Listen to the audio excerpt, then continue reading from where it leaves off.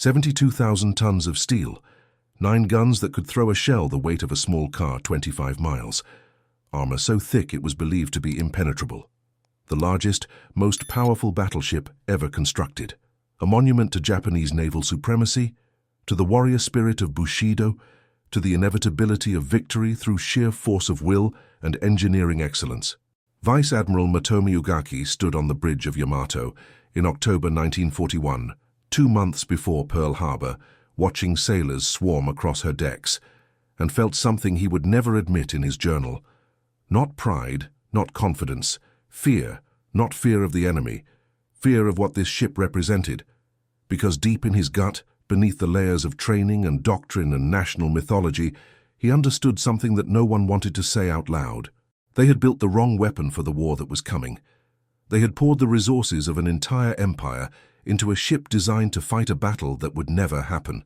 And in 18 months, when American aircraft found her at anchor, when bombs pierced her deck and torpedoes opened her hull, when she rolled over and took 2,500 men into the dark, it would become clear that Yamato was never a symbol of Japanese power.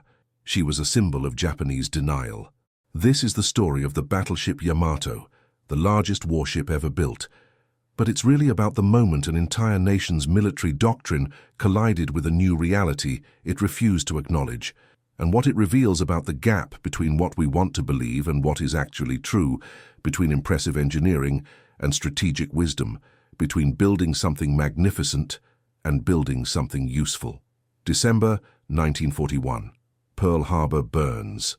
Japanese carriers have struck the American Pacific Fleet at anchor, sinking battleships, destroying aircraft, sending shockwaves through military establishments worldwide. But here is the profound irony that would define the entire Pacific War. The weapon that delivered this devastating blow, the aircraft carrier, was the very weapon Japan's naval leadership still didn't fully believe in. While Yamato was being fitted out in Cure Harbor, while crews trained on her massive gun systems, while officers studied battleship tactics that assumed the decisive engagement would be fought with big guns at visible range, a handful of Japanese carrier pilots had just proven that the future of naval warfare would be fought by aircraft launched from ships that stayed over the horizon. The leadership of the Imperial Japanese Navy watched their own carrier doctrine succeed beyond their wildest projections and somehow still believed the battleship was supreme. This wasn't stupidity. This was something more complex and more human. This was the collision between what you've built your entire career believing and evidence that contradicts everything you know. Admiral Isoroku Yamamoto, the architect of Pearl Harbor, understood carrier warfare better than almost anyone in the Japanese Navy. He had studied aviation, commanded carriers, planned the operation that proved air power could sink battleships. And yet even Yamamoto couldn't fully abandon the battleship doctrine.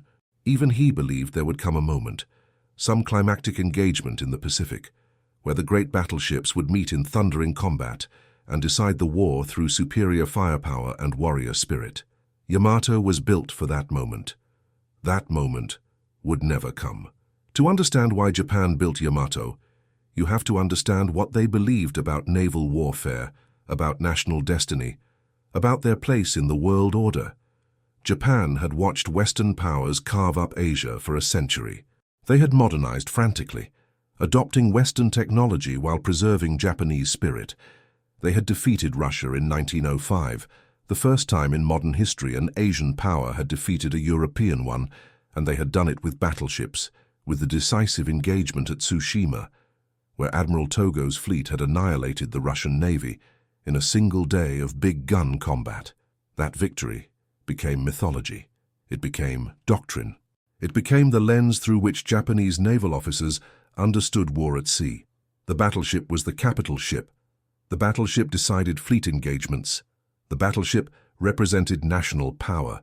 Everything else, carriers, cruisers, destroyers, existed to support the battleship. This belief survived into the age of air power, not because Japanese officers were ignorant of aviation, they weren't, but because abandoning it meant abandoning the identity they had built their entire professional lives around.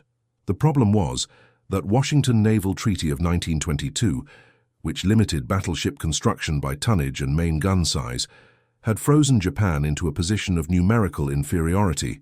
They could never match America or Britain ship for ship. So they evolved a strategy. If they couldn't have more battleships, they would have better battleships. If they couldn't match quantity, they would dominate through quality. They would build ships so powerful, so well armored, so heavily armed, that they would compensate for numerical disadvantage through sheer superiority. Yamato was the ultimate expression of this philosophy. She would displace 72,000 tons, 20% more than the treaty limit, which Japan simply ignored.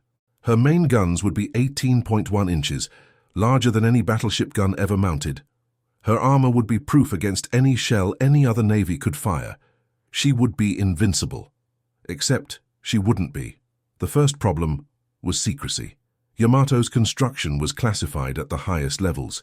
Her specifications were state secrets. The Japanese Navy went to extraordinary lengths to hide her true capabilities from foreign intelligence. They built enormous camouflage nets over the dry dock. They restricted access to the shipyard. They fed false information about her displacement and armament to the few foreigners who inquired. This secrecy served two purposes. It prevented enemies from knowing what they were up against, and it prevented Japanese planners from having to confront what they were actually building. Because if you had gathered the empire's best naval architects, operations planners, logistics officers and economists in a room in 1937 and asked them, honestly, what Japan needed to fight a war in the Pacific, almost none of them would have said a 72,000-ton battleship. They would have said carriers. They would have said submarines. They would have said cargo vessels and tankers to supply forward bases across thousands of miles of ocean. They would have said escort ships to protect those cargo vessels from submarine attack. Japan was an island nation that imported nearly all its oil and strategic materials. It was planning to conquer resource-rich territories in Southeast Asia and the Dutch East Indies. It would need to defend shipping lanes stretching from the home islands to Singapore, to the Philippines, to the oil fields of Borneo. The war Japan was about to fight was a war of logistics, supply lines, convoy protection, and sea control across vast distances. Yamato couldn't do any of those things. She was designed to fight other battleships in a single climactic engagement. That engagement was never going to happen. The cost of Yamato was staggering. Her construction consumed resources that could have built multiple carriers, dozens of destroyers, hundreds of cargo ships. The steel that went into her hull could have built escort vessels to protect the merchant fleet that Japan would desperately need. The man-hours spent on her construction, nearly 5 million, could have expanded shipyard capacity for vessels that would actually contribute to sea control. But more than material resources, Yamato consumed something else. She consumed belief. As long as the Imperial Japanese Navy's leadership believed in the battleship, as long as they believed the war would be decided by big-gun combat between capital ships, they could avoid confronting the reality that they were entering a new kind of war that required a fundamentally different approach. Yamato let them keep believing what they wanted to believe. This is how certainty works. You build something enormous, something impressive, something that embodies everything you think you know, and then the existence of that thing becomes evidence that you were right all along. Look at this magnificent ship. How could we be wrong? When Vice Admiral Ugaki stood on Yamato's bridge for the first time as she prepared for sea trials, he wrote in his journal about the ship's power, her majesty, the pride he felt in Japanese engineering. He didn't write about the creeping doubt that this magnificent machine was already obsolete. He couldn't. To doubt Yamato was to doubt the doctrine that had shaped his entire career. It was to doubt the mythology of Tsushima. It was to doubt that superior spirit and engineering could overcome material disadvantage. So he didn't doubt. He believed, and belief, no matter how sincere, doesn't stop torpedoes. Yamato's design was a masterpiece of naval architecture and a case study in preparing for the wrong war. Her 918.1-inch guns were the most powerful ever mounted on a warship. Each shell weighed 3,200 pounds. When all 9 guns fired in a broadside, the blast was so powerful it could kill unprotected personnel on her own deck from concussion alone. The range was 26 miles. The armor was unprecedented. Her main belt was 16 inches of steel plate, backed by protective layers designed to absorb and distribute the energy of incoming shells. Her deck armor was 9 inches thick, designed to protect against plunging fire at extreme range. Her citadel, the protected core of the ship containing machinery, magazines, and command spaces, was essentially a steel fortress. Japanese designers believed Yamato could withstand hits from any gun in existence and keep fighting. They were probably right. The problem was that battleship shells weren't going to sink her. She was designed to fight a threat that was no longer primary. The real threat was aircraft, and against aircraft, all that magnificent armor was dead weight. It made her slow, 27 knots maximum compared to 33 for American fast battleships. It made her expensive, consuming resources that could have been used for anti-aircraft guns, radar, or the fighter aircraft that were her only real defense. It made her precious, too valuable to risk in situations where she might actually have been useful, and it made her vulnerable in a way her designers never fully grasped. Because Yamato's protection was vertical, her side armor was extraordinary, her deck armor was impressive. But her underwater protection, while better than most battleships, was still the weakest point of her design. Torpedoes didn't have to penetrate 16 inches of steel. They exploded below the waterline, against hull plates a fraction as thick, creating underwater shockwaves that could buckle internal structures and open seams far from the point of impact. 1 torpedo was survivable, 2 was serious, 3 was catastrophic. American carrier aircraft would hit her with at least 10. The fundamental problem with Yamato was range, not the range of her guns, which was excellent, but operational range, the distance from which she could affect the battlefield. A battleship could only fight enemies within gun range, roughly 25 miles in perfect conditions. An aircraft carrier could launch strikes against targets 200 miles away, 300 with extended range loadouts. This meant carriers controlled the engagement envelope. They decided where battles happened. They struck first. They could hit enemies who didn't even know they were under attack. Battleships, no matter how powerful, were reactive. They could only fight what came within range. And in the Pacific, with its vast distances and scattered islands, nothing had to come within range unless it chose to. American fleet carriers could simply avoid Japanese battleships while striking targets those battleships were supposed to protect. This was the strategic obsolescence built into Yamato from the moment her keel was laid.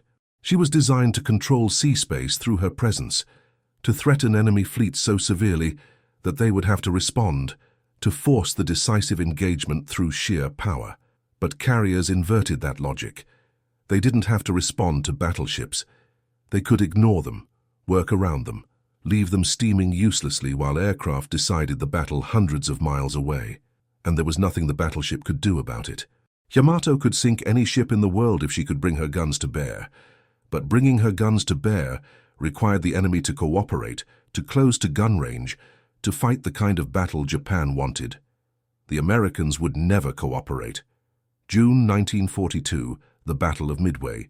4 Japanese fleet carriers lost in a single day.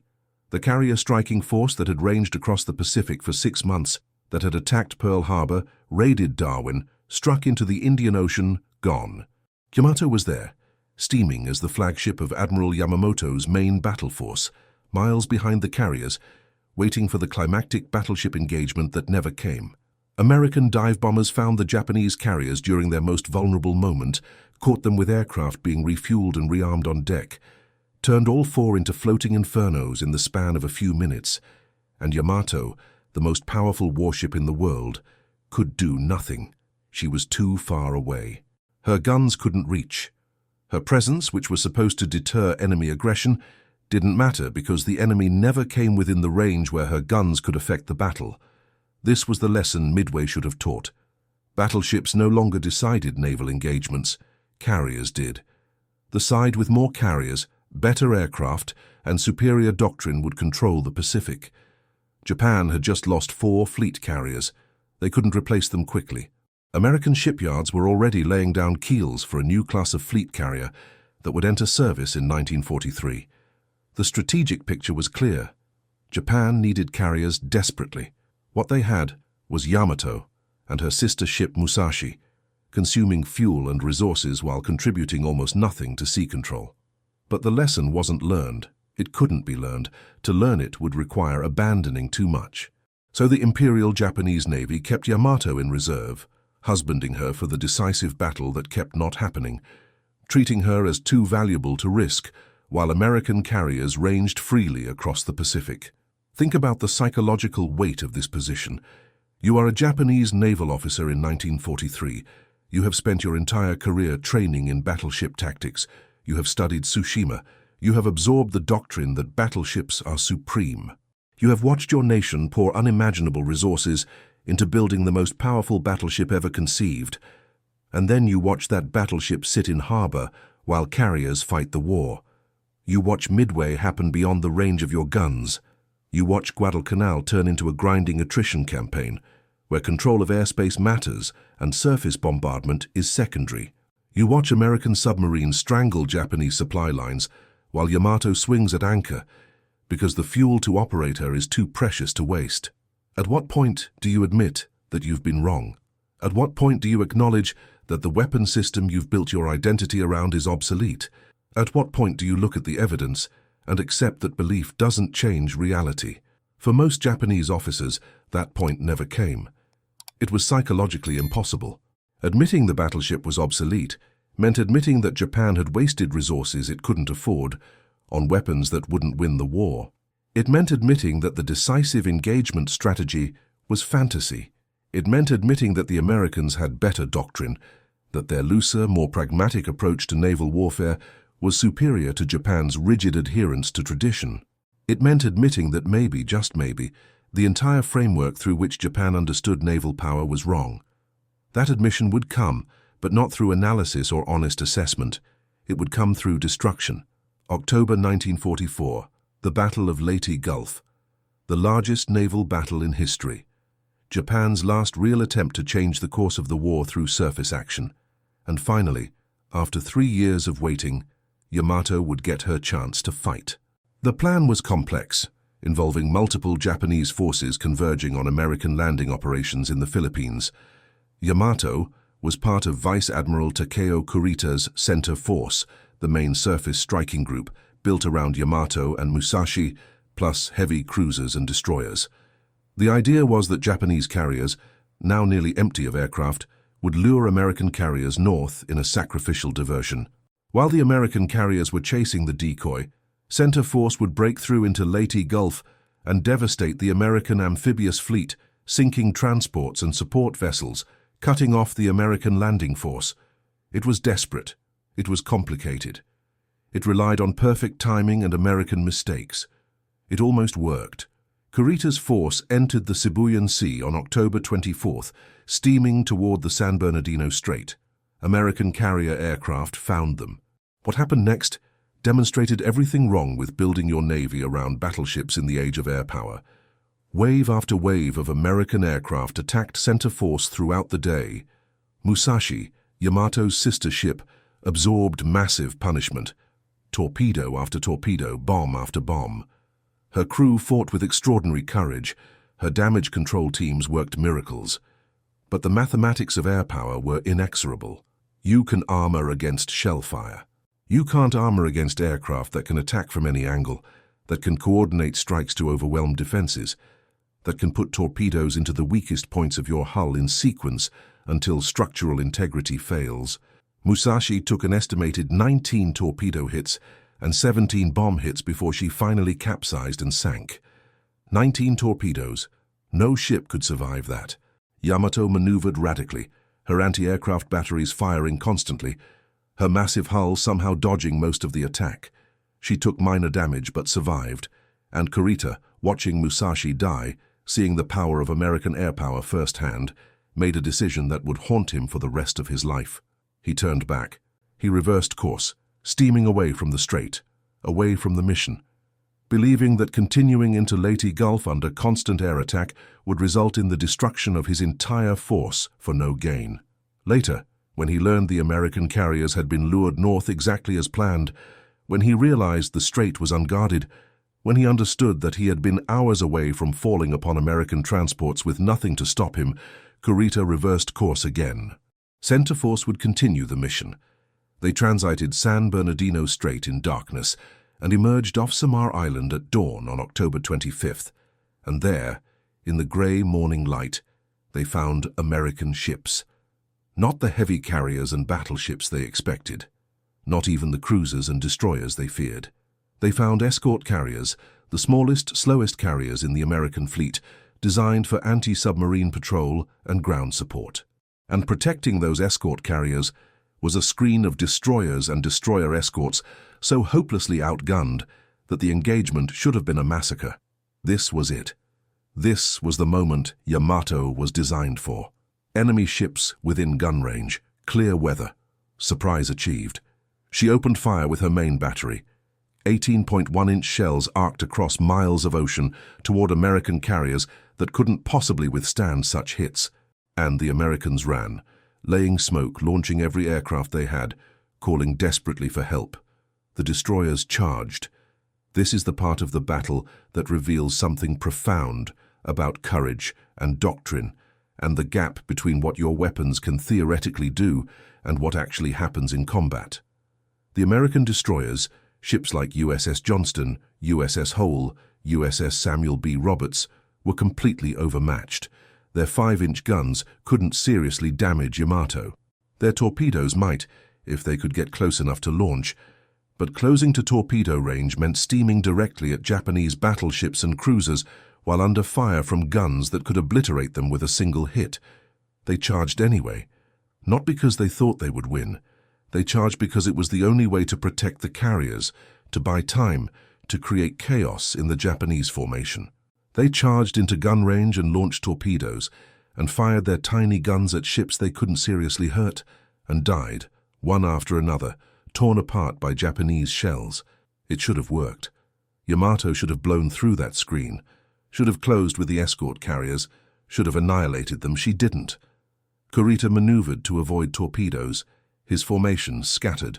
The American aircraft from the escort carriers attacked with whatever weapons they had, including depth charges dropped on deck armor they couldn't possibly penetrate, anything to disrupt the Japanese formation. The battle dissolved into chaos, smoke everywhere, ships maneuvering frantically, and then, with American escort carriers under his guns, with victory within reach, Kurita ordered a withdrawal. He believed he was facing fleet carriers based on the intensity of air attacks. He thought American battleships were approaching based on confused reports. He was exhausted, shaken by days of airstrikes, unsure of what he was facing. So he turned away. Center Force withdrew. The mission failed. Yamato had finally gotten her chance to do what she was designed for, to engage enemy ships with her magnificent guns, and circumstances, confusion, courage, and the chaotic nature of naval combat had resulted in nothing. This was what 40 million yen in construction costs, what 72,000 tons of steel, what 5 million man-hours of labor had bought Japan. One confused, inconclusive surface action where the largest battleship in the world failed to sink a single major warship. After Leyte, there was no pretense left. Japan was losing the war. American forces were closing on the home islands. The fleet, what remained of it, was trapped in port by lack of fuel. American submarines hunted anything that moved. American carrier task forces ranged freely, striking targets throughout the Japanese archipelago. And Yamato sat at anchor, a monument to obsolescence, consuming resources just to maintain, contributing nothing. This is where belief dies, not in a single revelation, but in the accumulation of evidence that can't be explained away. Every officer who looked at Yamato in 1945 understood, whether they admitted it or not, that she represented a colossal miscalculation. They had built the wrong ship for the war they were fighting. They had poured irreplaceable resources into a weapons system that couldn't affect outcomes. They had confused being impressive with being useful. But even in defeat, even in desperation, the mythology survived. Because in April 1945, when American forces landed on Okinawa, when it became clear that the home islands would be next, Japanese leadership made a final, terrible decision. They would send Yamato on a one-way mission to Okinawa. She would beach herself and use her massive guns as shore artillery, fighting until destroyed. It was called Operation 10 Go, Heaven Won. There wasn't enough fuel for a return trip. There was no air cover. There was no realistic chance of success. It was suicide, dressed up as strategy. April 6, 1945. Yamato sortied from the inland sea with a handful of escorts. Everyone aboard knew what the mission was. Many of the younger crew members were told This was their chance to die gloriously for the emperor, to embody the spirit of Bushido, to prove that Japanese willpower could overcome material disadvantage. The older officers knew it was waste, deliberate, pointless waste. Vice Admiral Seiichi Ito, commanding the operation, reportedly told his staff that the mission was foolish and tragic, but that orders were orders. They steamed south. American submarines detected them almost immediately. American patrol aircraft tracked them throughout the night. And on April 7th, in clear weather with perfect visibility, American carrier task forces launched massive strikes, over 300 aircraft, torpedo bombers, dive bombers, fighters. They swarmed Yamato like hornets attacking something slow and helpless, because that's what she was. Without air cover, without room to maneuver in open ocean, Yamato was helpless. Her anti-aircraft batteries fired constantly. She shot down perhaps 20 aircraft. But the rest pressed home their attacks with the kind of cold professionalism that comes from knowing you have overwhelming advantage. Torpedoes first, into her port side, slowing her, flooding compartments, creating a list. Then more torpedoes, more hits, systematically destroying her underwater integrity. Then bombs smashing through her deck, exploding inside her hull, starting fires that damage control teams couldn't contain. The battle lasted 2 hours. Yamato took at least 10 torpedo hits, maybe more. She took at least 7 bombs. Her list increased until she couldn't correct it. Water poured into her hull. She slowed, stopped, began to roll. At 2:23 p.m., her magazines detonated. The explosion was visible 100 miles away. A mushroom cloud rose 4 miles into the air. When it cleared, Yamato was gone. 2,500 men went down with her. 72,000 tons of steel, the most powerful battleship ever built, the symbol of Japanese naval power, destroyed by aircraft launched from ships she never saw. Fighting a kind of war her designers never truly accepted was the future. This is how certainty ends. Not in philosophical debate, but in fire and water and the bodies of men who believed what they were told. So what do we learn from Yamato? What does her story reveal about nations, about strategy, about the gap between what we want to believe and what is actually true? First, that impressive isn't the same as useful. Yamato was objectively magnificent. Her engineering was superb. Her construction quality was excellent. Her guns were the most powerful ever mounted on a warship. None of that mattered, because she was designed to fight a war that didn't happen.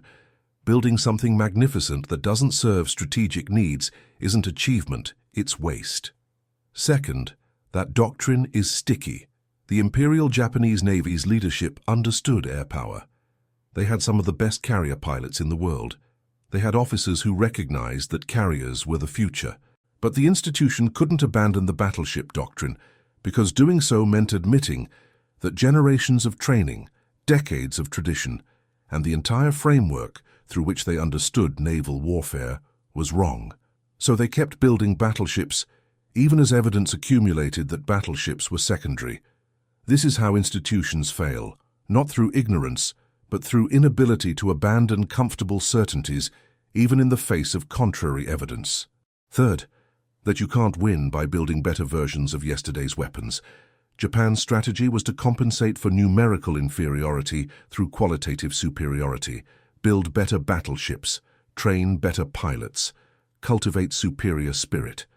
This works if everyone is fighting the same war the same way. It fails catastrophically when the enemy changes the paradigm.